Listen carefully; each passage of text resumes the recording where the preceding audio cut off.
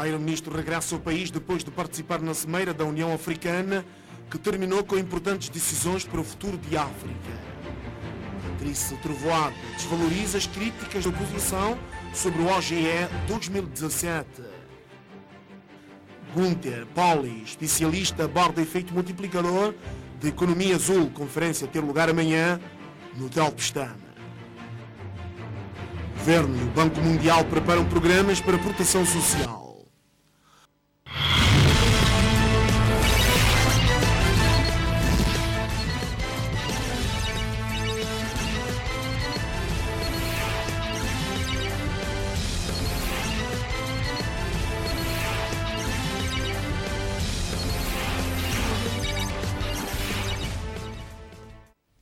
Boa noite, São Tomé e Príncipe. Está a começar o telejornal. O primeiro-ministro Patrício Trovoada desvalorizou as recentes críticas dos partidos da oposição relativamente à aprovação do Orçamento Geral do Estado para 2017.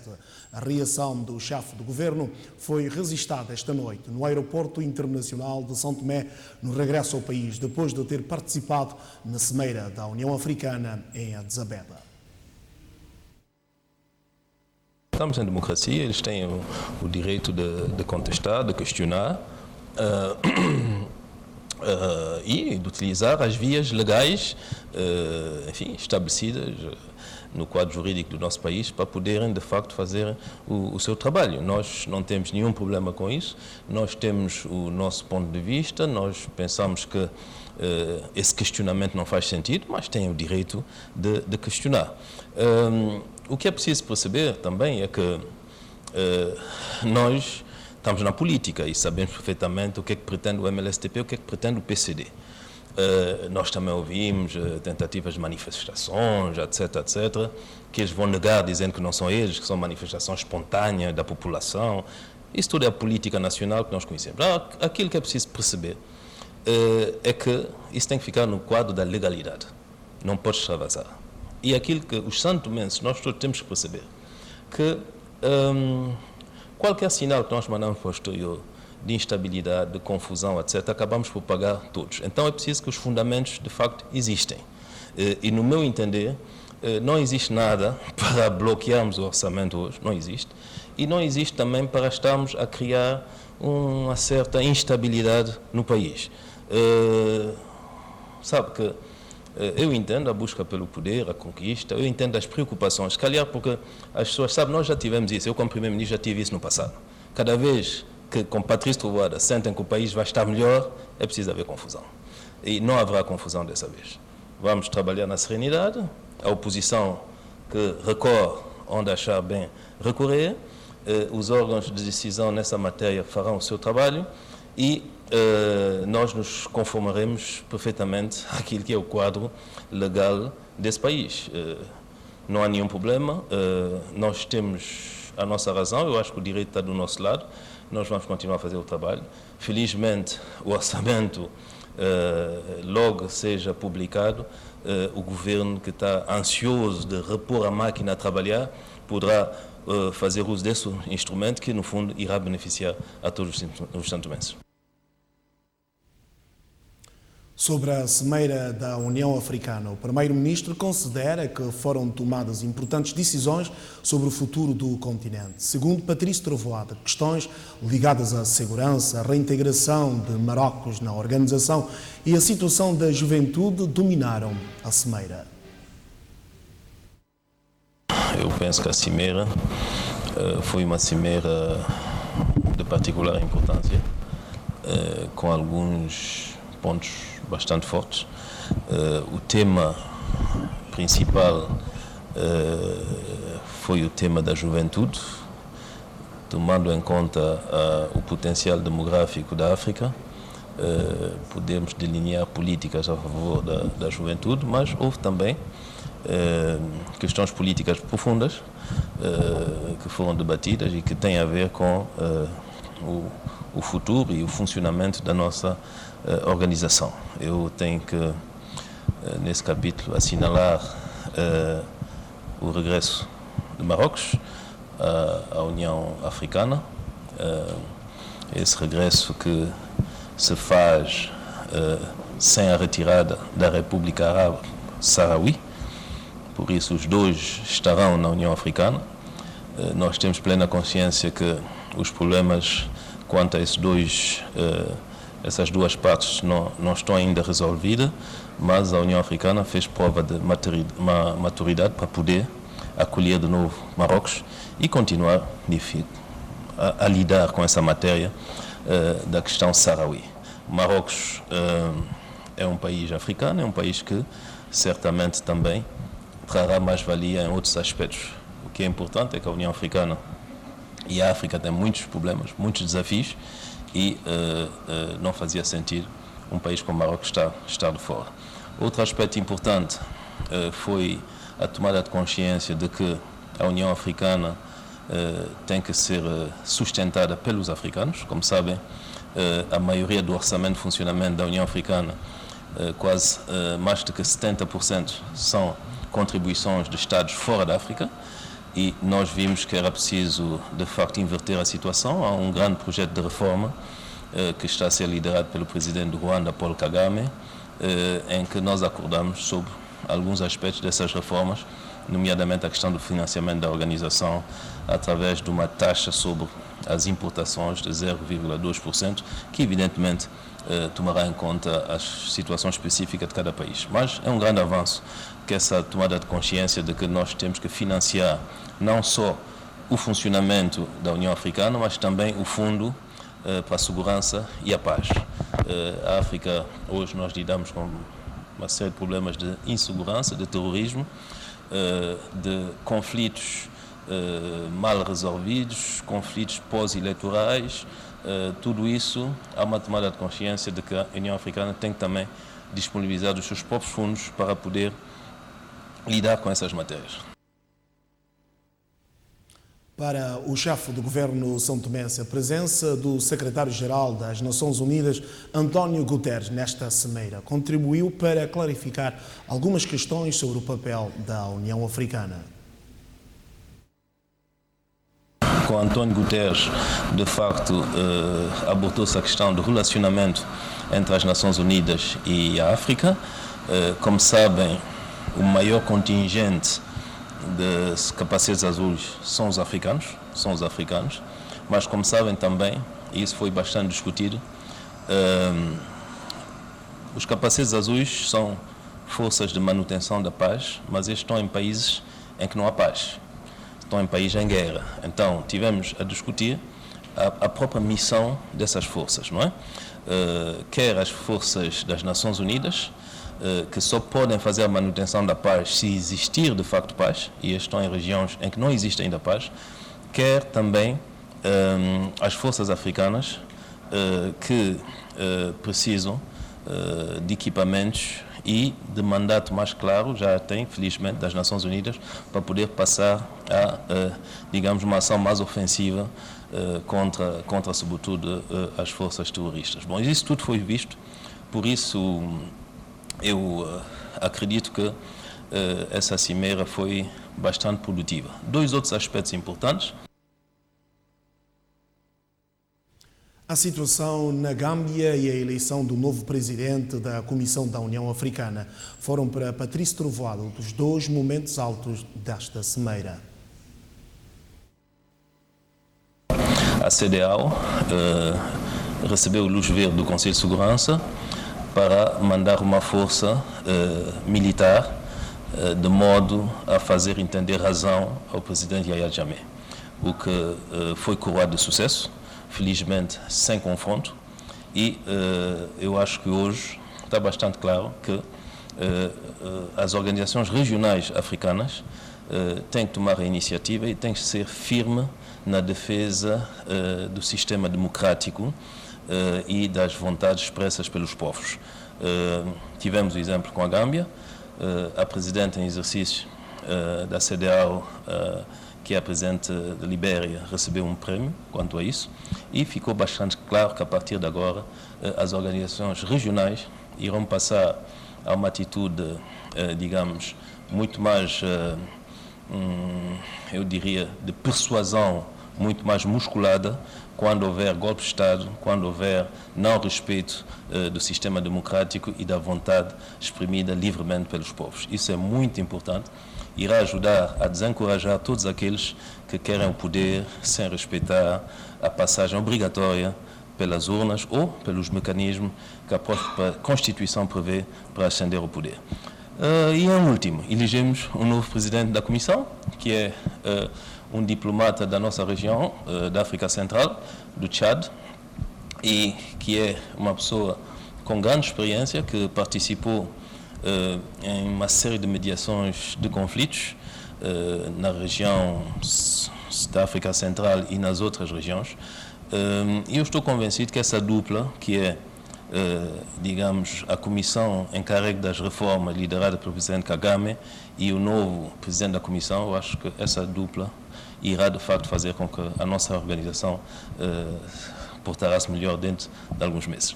O primeiro-ministro, em instantes, falou de segurança, tanto no continente africano. Em relação à Nigéria, com o grupo Estado Islâmico, Boko Haram, também foi discutido? Sim, sabe que falou-se da Nigéria, houve o relatório do presidente da Sierra Leoa sobre a questão da paz e da segurança em África. Viu-se que desde que houve uma intervenção nos últimos meses de uma força mais bem coordenada com alguns países da África Central, alguns países da África do Oeste e países europeus também a apoiar, sobretudo no que diz respeito à logística e à inteligência, tem havido, de facto, muitas percas do lado de Boko Haram. Daí que a grande questão que foi levantada, sobretudo com o secretário-geral das Nações Unidas, António Guterres, é que os africanos são capazes de resolver o problema desde que haja meios técnicos ofensivos postos à disposição desses exércitos conjuntos para combater o terrorismo. Eu penso que saímos da conferência com alguma confiança. É verdade que o secretário-geral das Nações Unidas, embora mostrou um grande conhecimento das questões africanas e uma grande sensibilidade, está dependente do Conselho de Segurança. É o Conselho de Segurança que toma as decisões, mas sentimos no secretário-geral que conhece as situações desde o tempo em que ele tratava da questão dos refugiados, que haverá nele um ouvido muito conhecedor e muito sensível a essa questão de fazer com que a capacidade ofensiva dos exércitos e das forças de intervenção dos países africanos nessa matéria do terrorismo seja reforçada. Interpelado pelos jornalistas, o primeiro-ministro comentou a recente decisão do presidente dos Estados Unidos da América de proibir a entrada de cidadão de alguns países no território norte-americano. Patrício Trovoada disse que esse assunto foi também abordado por alguns países durante a Cimeira da União Africana. É uma decisão soberana do governo americano, que aliás está a ser mesmo contestado pelas algumas entidades próprias dos Estados Unidos, mas é um sinal bastante claro, que os africanos têm que estar unidos, têm que falar de uma voz única e têm que ter estratégias únicas, bem trabalhadas para lidar com o resto do mundo, não é? Nós abordamos questões bastante profundas, abordamos, por exemplo, a questão das cimeiras entre certos países e o continente africano. Bom, cimeira, Europa, aliás, África, França, abordamos. África, Japão. África, Turquia. Bom, África, China. Essas questões foram abordadas para nós termos uma posição bastante clara. Talvez algumas cimeiras já não farão sentido. Bom, abordamos a questão da Corte Penal Internacional. Houve um movimento para abandonarmos a Corte Penal Internacional, mas a Corte Penal Internacional é cada país que aderiu, não é a União Africana em bloco. Por isso não fazia sentido, e é nosso ponto de vista, que a União Africana em bloco saísse de uma coisa quando são os Estados soberanos que decidiram de aderir. Mas o problema está colocado e temos que entender o argumento de alguns países e o facto de que a União Africana tem pedido para discutir de algumas questões a nível da Corte Penal Internacional, não é? De que não faz parte dos Estados Unidos, mas que muitas vezes no Conselho de Segurança, em que os Estados Unidos têm direito de voto, manda as pessoas para a Corte Penal Internacional. Então é preciso alguns ajustes. O que nós notamos é que a África está à busca de uma posição consensual comum para sermos mais fortes. Isso aqui é de facto de louvar, e eu acho que vamos avançar na busca desses consensos e dessa posição comum do continente africano, respeitando as nossas diferenças, mas não esquecendo que somos um continente com um potencial enorme, um continente com uma população jovem, o continente mais jovem do mundo e o continente mais rico, se calhar, do mundo, e nós não podemos continuar a ser o último continente, o continente mais atrasado, com maior índice de pobreza. Isso não é possível e temos que começar a transformar as coisas.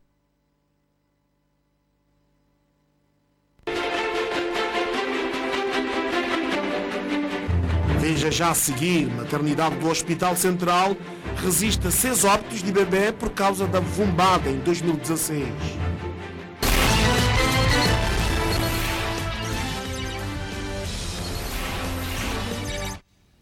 Gunther Pauli, especialista em economia azul, considera que São Tomé e Príncipe tem todas as potencialidades para desenvolver, não apenas através dos seus recursos marinhos, mas também terrestres.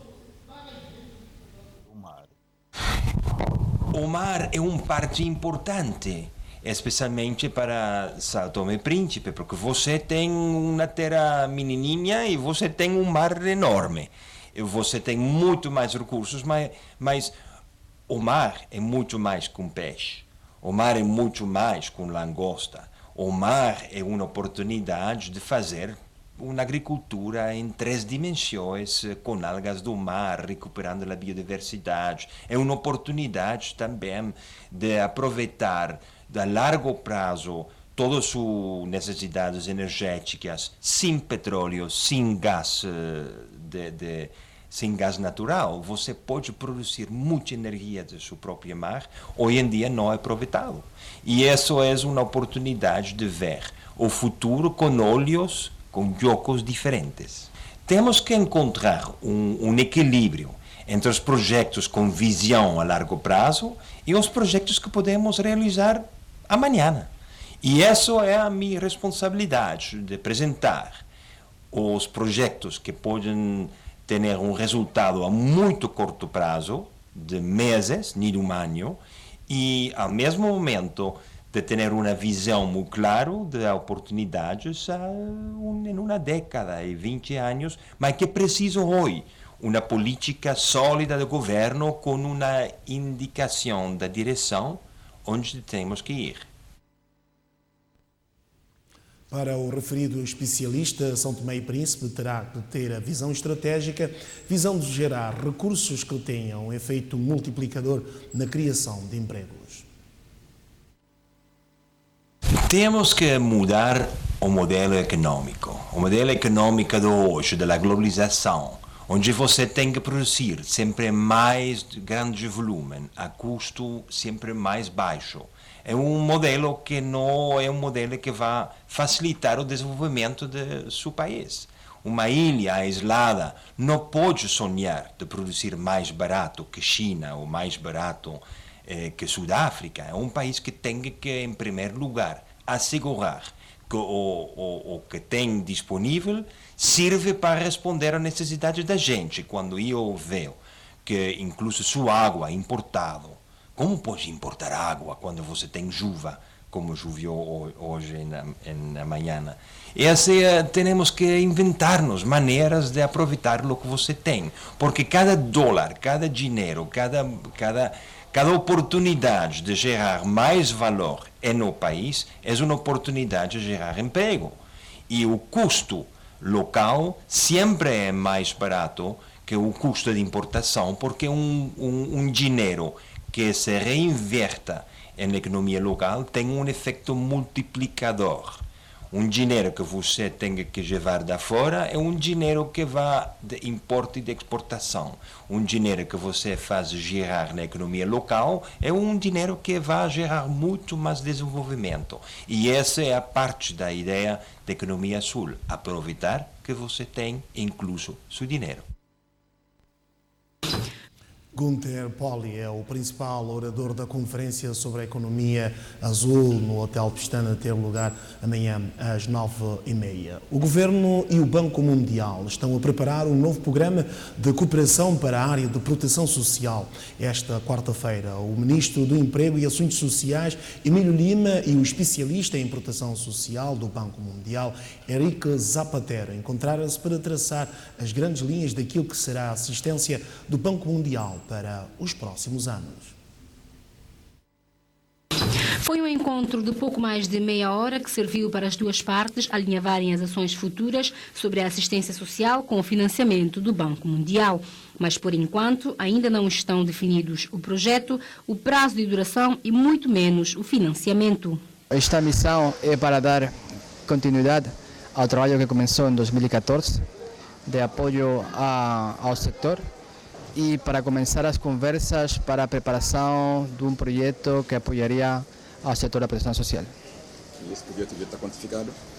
Não, ainda não. Essa informação vai ser oferecida pelo Ministério das Finanças em coordenação com o Ministério do Emprego. Eles têm que falar sobre que tipo de ações eles gostariam de incluir no projeto, e a partir dali eles vão orçamentar o que for preciso para isso. A duração do projeto, a sua quantificação e as áreas específicas vão ser definidas pelo governo, que deverá os submeter à instituição financiadora.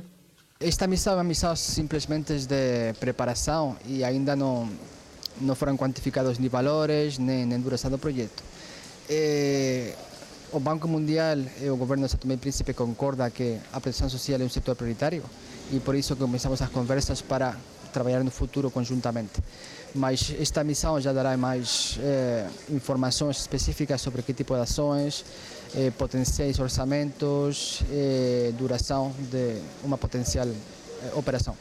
O Banco Mundial avalia a assistência que vem fornecendo ao setor social em São Tomé e Príncipe de excelente, sublinhando que por isso estão abertas as portas para novas ações de cooperação. Há 2 anos trabalhamos conjuntamente no setor da proteção social.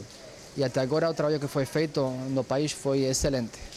Excelente no âmbito que o Ministério já criou a base para que o sistema possa se expandir no futuro. Já criaram sistemas que são mais transparentes para pagamento dos subsídios, criaram base de dados, toda uma série de ações que vão facilitar muito no futuro implementar os programas. E agora a ideia seria que nesta segunda fase o banco apoie esta implementação própria dos programas. O Governo e o Banco Mundial definem programas de cooperação sobre a proteção social em São Tomé e Príncipe. A língua portuguesa e a matemática continuam a ser disciplinas de difícil aprendizagem para os alunos do ensino básico, embora a língua portuguesa tenha registrado melhorias. Uma das conclusões da avaliação das aprendizagens, cujos resultados foram apresentados esta quarta-feira no Centro Profissional Brasil, São Tomé e Príncipe. Professoras, diretores, alunos e sindicato foram parte do processo de elaboração da avaliação das aprendizagens da 2ª, 4ª e 6ª classes, iniciada em 2015 com o apoio do Banco Mundial. Nesta avaliação aferida, verificou-se primeiramente o nosso currículo. O que o nosso currículo espelha? A partir daí, aquilo que os professores ensinam efetivamente na sala de aula e o que os alunos aprendem.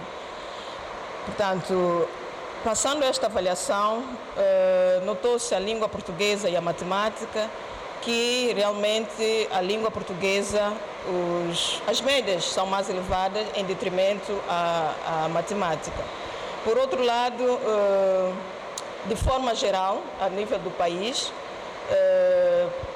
nós podemos hoje ter no Ministério da Educação um instrumento que nos orienta para a definição de políticas, mostrando que efetivamente estamos com problemas a nível de língua portuguesa e matemática. Avaliação curricular, saber o que os professores ensinam e o que os alunos aprendem nas salas de aulas. Os resultados da avaliação apontam os caminhos a seguir. Esse instrumento que nós temos como resultado dessa avaliação das competências dos alunos servirá como base para nós traçarmos novas políticas, novos instrumentos e apoiar os professores nas escolas. Depois da apresentação dos resultados da avaliação, analisar os constrangimentos e estabelecer metas, diz o Sindicato dos Professores. Se os resultados ora apresentados é um resultado que não corresponde à expectativa do Ministério, quer dizer que está para além também das nossas expectativas. Então nós temos que ver muito friamente quais são os constrangimentos que estão na base destes resultados negativos e começarmos a traçar metas, o que é que nós podemos fazer para que os próximos anos estes resultados possam ser melhorados. O Ministro da Educação destacou a importância da avaliação para a definição de políticas educativas. Não podemos desejar uma educação de qualidade se não também pensarmos em instrumentos, em ferramentas para medir esta qualidade. E testes ou exame de aferição é um desses instrumentos. Ajuda-nos a medir qual é o nível, digamos, da aprendizagem nesse contexto do ensino básico. Por conseguinte, todos nós devemos estar contentes com a implementação desse instrumento, porque mesmo um diretor da escola, ele precisa saber como é que está a sua escola. O próprio professor precisa saber como é que é o desempenho do seu coletivo e da sua escola. Como dizia a instante diretora, para o próprio Ministério, para que nós possamos avaliar as políticas e projetar outras políticas educativas. Apresentados os resultados da avaliação das aprendizagens dos alunos da 2ª, 4ª e 6ª classes do ensino básico. O Centro de Saúde de Cantagalo vai ser alargado. Um contrato para efeito foi assinado entre o governo nipónico e o Ministério da Saúde. O projeto está avaliado em cerca de 72 mil euros.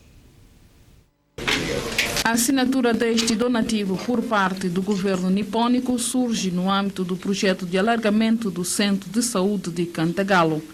Este projeto de alargamento vai permitir melhorar as condições de atendimento aos seus utentes. Atualmente nós temos uma pequena mini enfermaria com 9 camas, que muitas vezes ficam lotadas. Então, com esse projeto nós iremos ter uma enfermaria para homem, uma enfermaria para mulher, uma enfermaria para criança. A criança que será maior por volta de 10 camas. Nós também teremos 2 salas para atendimento de saúde reprodutiva, ou seja, especificamente criança menor de 5 anos, mulheres grávidas. Iremos ter um consultório médico e um consultório para consulta no segmento das crianças malnutridas. Havemos de também uma cozinha, ou seja, para confeccionar alimento para os doentes internados. É inconcebível em qualquer lado do mundo temos um serviço em que aberra principalmente homem e mulher. Questões de privacidade quase não se tem. E isso vem bastante também diminuir o número de transferências que muitas vezes se faz ao Hospital Central por superlotação.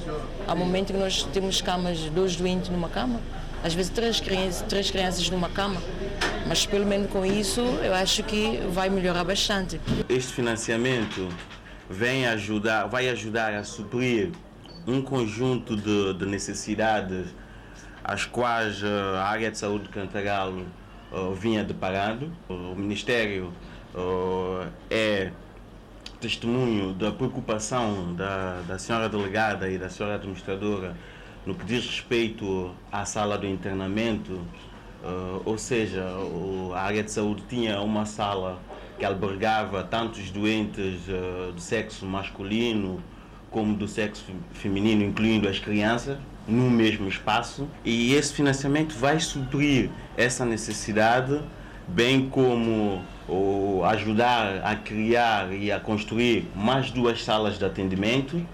O projeto de alargamento conta com financiamento do governo de Japão e está avaliado em cerca de 72 mil euros.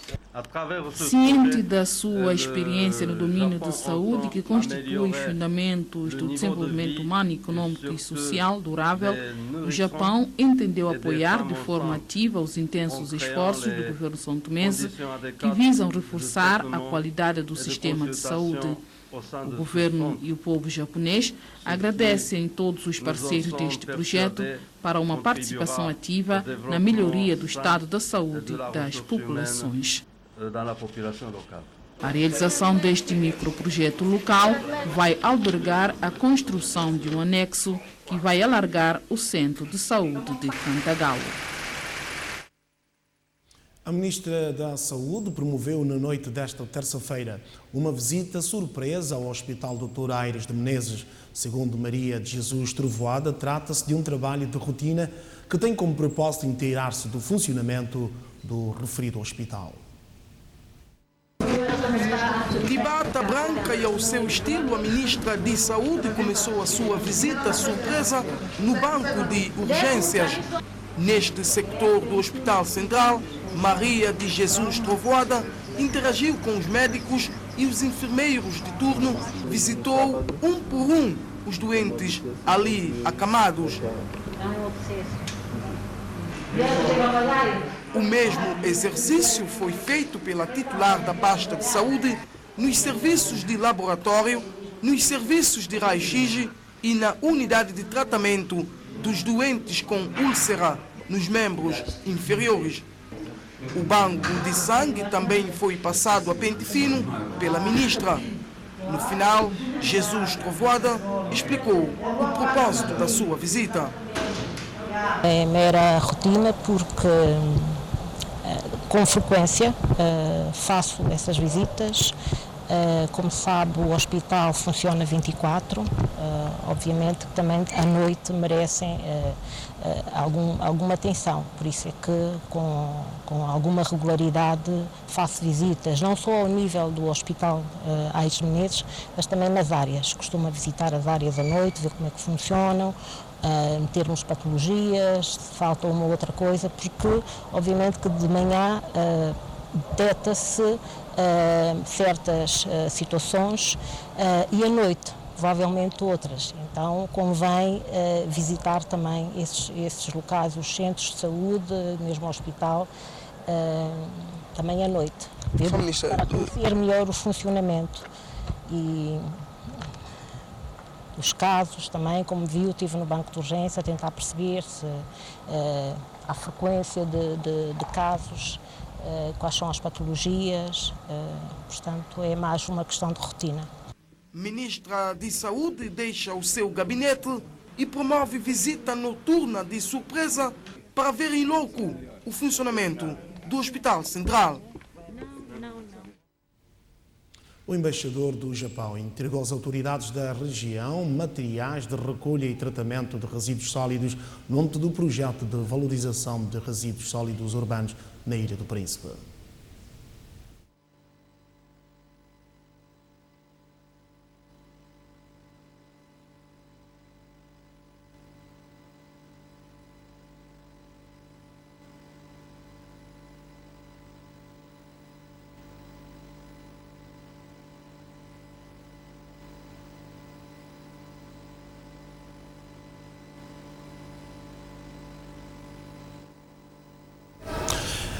Notícia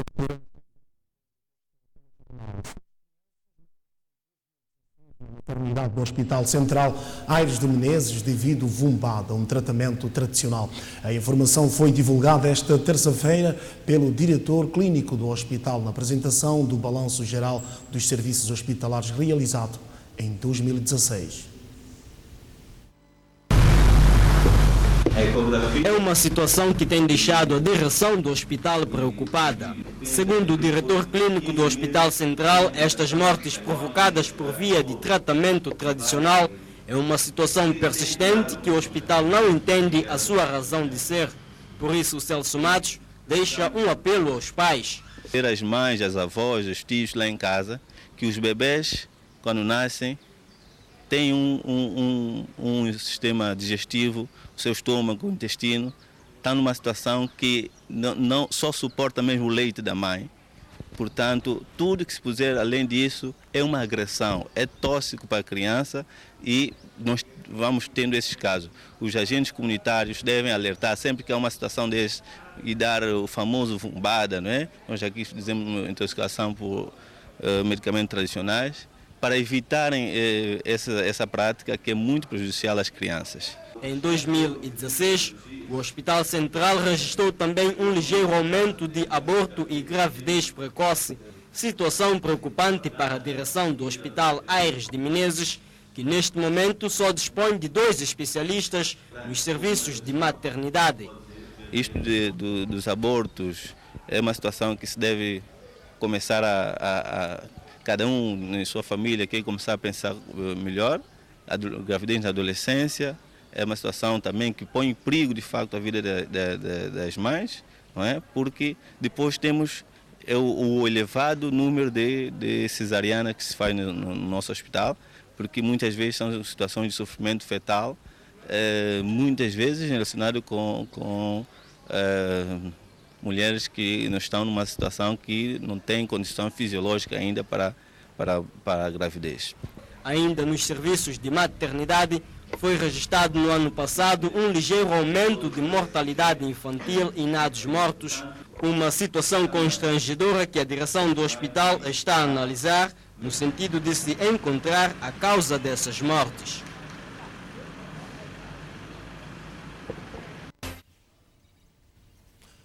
As aspirações do candidato conservador François Fillon à presidência em França sofreram um novo contratempo depois do jornal Le Canard ancien revelar que os empregos supostamente fictícios desempenhados pela sua esposa lhe renderam mais de 900 mil euros.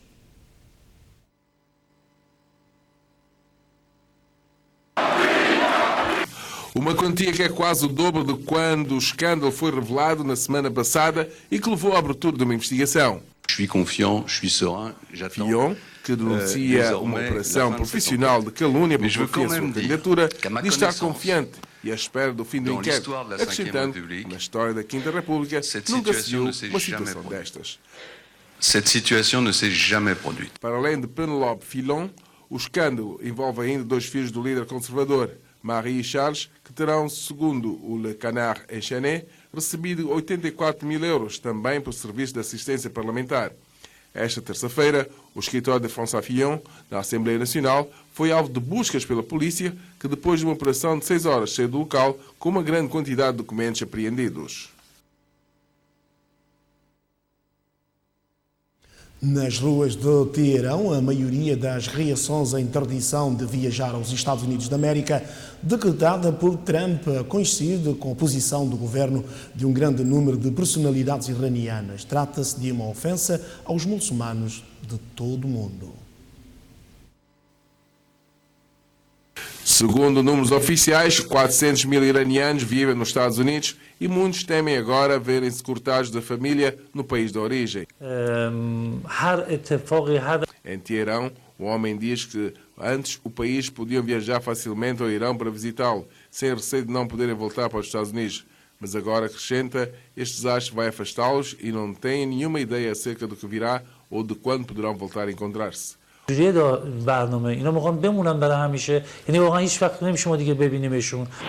O presidente Hassan Rouhani teme que o decreto da Trump prejudique as relações comerciais recentemente instauradas com o Ocidente, mas o chefe da Câmara de Comércio Irão-França, Mahdi Mir Emadi, considera que depois de 17 anos sem relações com os Estados Unidos, devido às sanções, a introdução de uma proibição de entrada de iranianos não significa nada em termos económicos e comerciais.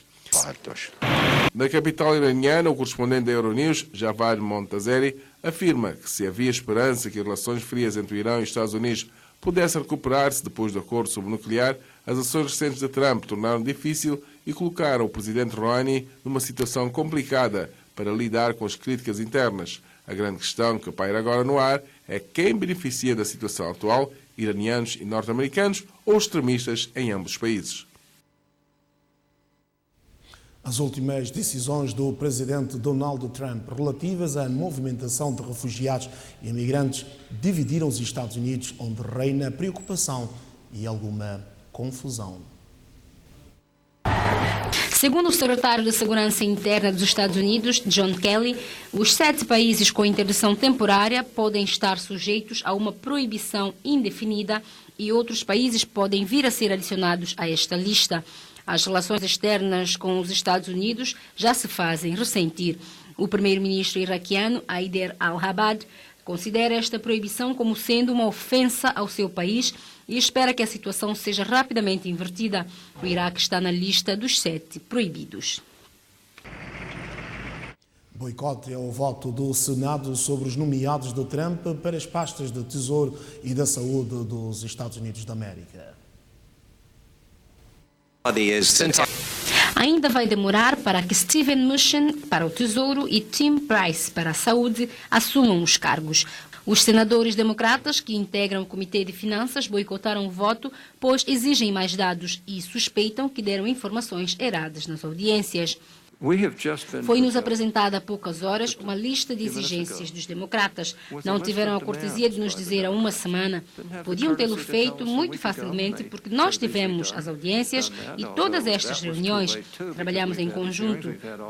Fui persuadido de que eles estavam preparados para votar hoje. Nunca vi nada como isto, explica o presidente da comissão, Orrin Hatch. No Comitê de Justiça do Senado, a votação sobre Jeff Sessions para o cargo de Procurador-Geral, o equivalente a Ministro da Justiça, deverá ser adiada para quarta-feira. Os democratas são acusados de preferirem discursos lentos. Sessions vai substituir Sally Yates, demitida por se opor ao decreto de Trump sobre a imigração.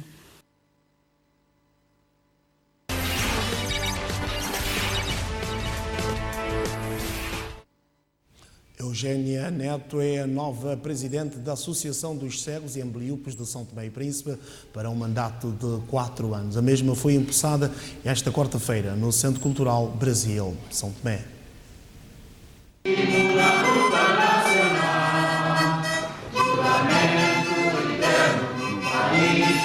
Arrumar a casa. Esta é uma das apostas da nova presidente para o seu mandato. A testa da Associação dos Cegos e Ambliopes de São Tomé e Príncipe.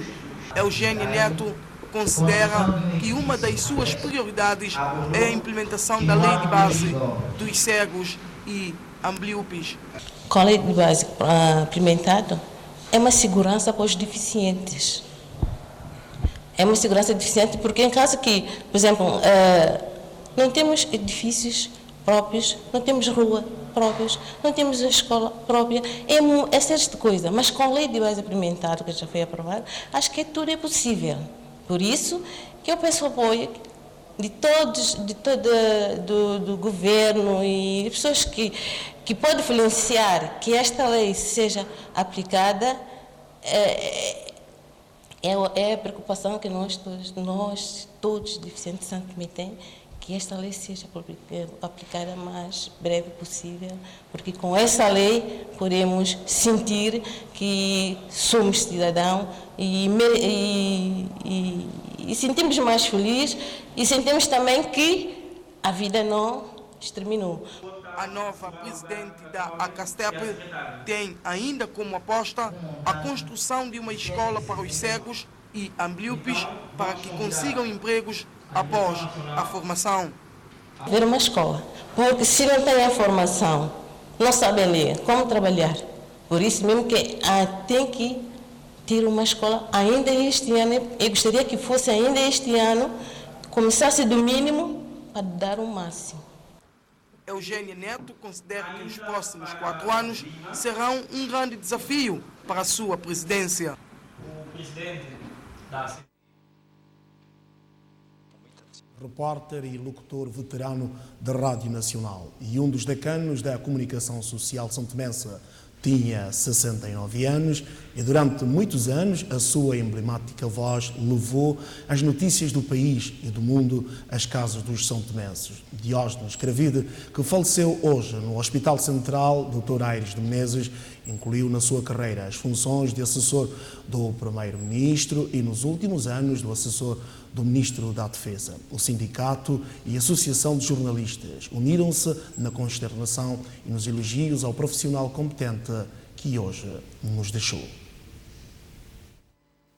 Com muita tristeza, tendo em conta que fui um colega em que eu iniciei a carreira em 75 na Rádio Nacional, um grande jornalista e sempre disposto a dar a sua participação em que seja tipo de trabalho que fosse chamado. Diógenes Cravide, como colega de profissão, penso que depois de entrar na idade da reforma, ele ressentiu bastante com essa reforma que se paga às pessoas, sobretudo os funcionários. É com muita tristeza que eu vejo essa morte do meu colega Diógenes Cravide. Sinceramente que, como membro do sindicato, gostaria de... Enfim, não tem palavras. A Associação dos Jornalistas São Tomense reagiu à morte de Diógenes Cravide. Quando chegasse à estação para apresentar os noticiários, gostava de ter o conteúdo com tempo,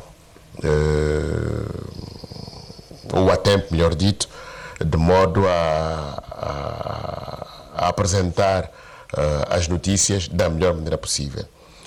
Quando isso não acontecesse, era um problema, sobretudo a nível da redação da Rádio Nacional. Portanto, no mínimo 15 minutos exigia que esses conteúdos estivessem nas suas mãos, de modo que ele pudesse tomar contacto e apresentar da melhor maneira possível. Portanto, é esse profissional responsável que fica-nos na memória.